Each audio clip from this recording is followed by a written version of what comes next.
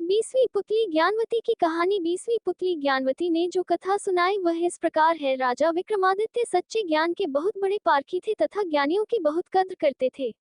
उन्होंने अपने दरबार में चुन चुन कर विद्वानों, पंडितों, लेखकों और कलाकारों को जगह दे रखी थी तथा उनके अनुभव और ज्ञान का भरपूर सम्मान करते थे। एक दिन वे वन में किसी कारण विचरण कर रहे थे तो उनके कानों में दो आदमियों की बातचीत का कुछ अंश पड़ा।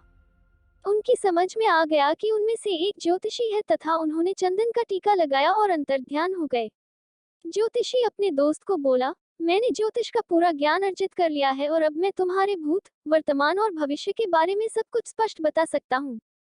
दूसरा उसकी बातों में कोई रुचि न लेता हुआ बोला, तुम मेरे भूत और वर्तमान से पूरी तरह परिचित हो इसलिए सब कुछ बता सकते हो और अपने भविष्य के बारे में जानने की मेरी कोई इच्छा नहीं है। अच्छा होता तुम अपना ज्ञान अपने तक ही सीमित रखते। मगर ज्योतिषी रुकने वाला नहीं था। वह बोला, इन बिखरी हुई हड्डियों को देख रहे हैं। मैं इन हड्डियों को देखते हुए बता सकता हूँ कि ये हड्डियाँ किस जानवर की हैं तथा जानवर के साथ क्या क्या बीता। लेकिन उसके दोस्त ने फिर भी उसकी बातों में अपनी रुचि नहीं जताई। तभी ज्योतिषी की नजर जमीन पर पड़े पदचिन्हों पर गई। उसने कहा, ये पदचिन्ह किसी राजा के हैं और सत्यता की जांच तुम खुद कर सकते हो। ज्योतिष के अनुसार राजा के पांवों में ही प्राकृतिक रूप से कमल का चिन्ह होता है जो यहाँ स्पष्ट नजर आ रहा है। उसके दोस्त ने सोचा कि सत्यता की जांच कर ही ली जाए, अन्यथा यह ज्योतिषी बोलता ही रहेगा। पदचिन्हों का अनुसरण करते करते वे जंगल में अंदर आते गए। जहाँ पदचिन्ह समाप्त होते थे वहाँ कुल्हाड़ी लिए एक लकड़हारा खड़ा था तथा कुल्हाड़ी से एक पेड़ काट रहा था। ज्योतिषी ने उसे अपने पांव दिखाने को कहा। लकड़हारे ने अपने पांव दिखाए तो उसका दिमाग चकरा गया। लकड़हारे के पांवों पर प्राकृतिक रूप से कमल के चिन्ह थे।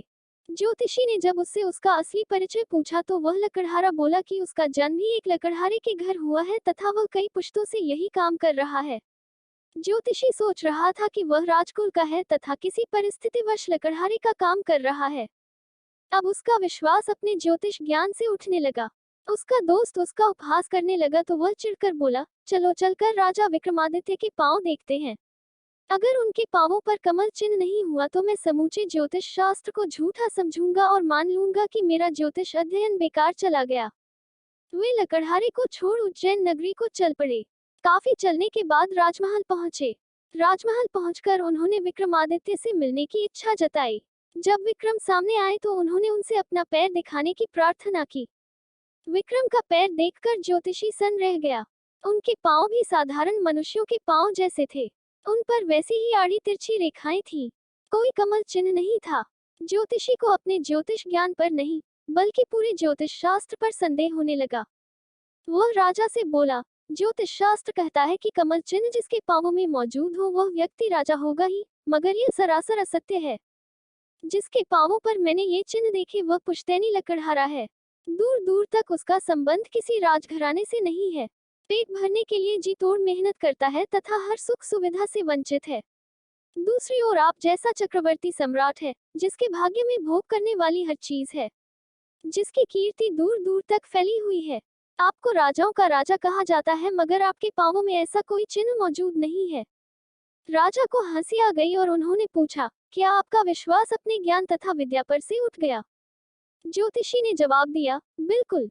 मुझे अब रत्ती भर भी विश्वास नहीं रहा। उसने राजा से नम्रतापूर्वक विदा लेते हुए अपने मित्र से चलने का इशारा किया। जब वह चलने को हुआ तो राजा ने उसे रुकने को कहा।